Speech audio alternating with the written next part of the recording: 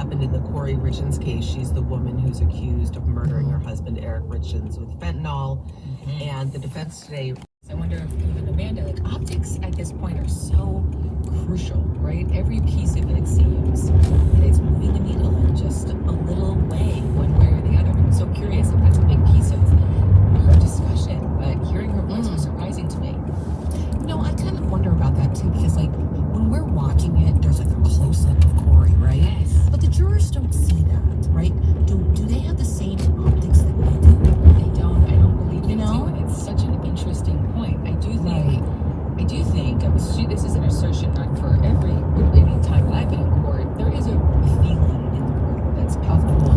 There's really nothing quite like it. It's like the difference between watching something on television, right, and then versus being in the room. And sometimes there's more empathy or anger. It sort of heightens it a little bit. But in this case, I was curious because she seemed so reserved and tough behind the table. What was your thought on that? Yeah, I feel the same way. Honestly, exactly the same. They're really, I just often wonder, like, do they get the same, like, the kind of like entitled vibes that I get from her? I don't know if they do, because like, the camera's like zoomed in on her that we see, right? We see all of her micro, like, facial expressions or lack of, and we have commentary. There's someone's like, wow, she got very, she was very, she was giving the put off tough look, or she had a feeling. So, you're hearing that commentary. Does that play a part? Is that a version of bias, right? I would assume so. All that to be said, the book. Okay, so this book, did you guys know this?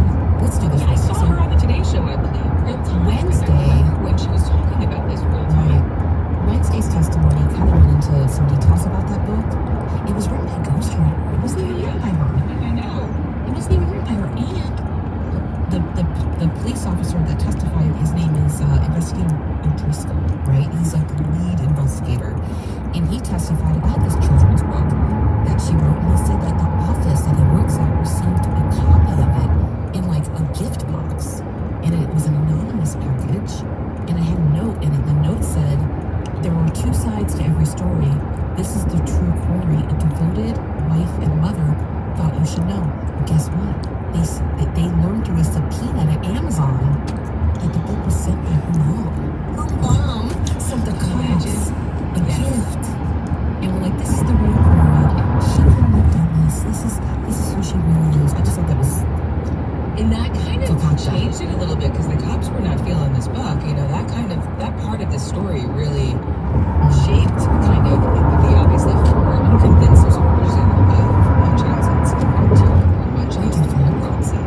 Yeah, because she was getting sort of accolades for being this amazing widow that was raising her children and managing their grief and putting that grief on paper in a book, no less, that she was profiting off of. And it was all fraud.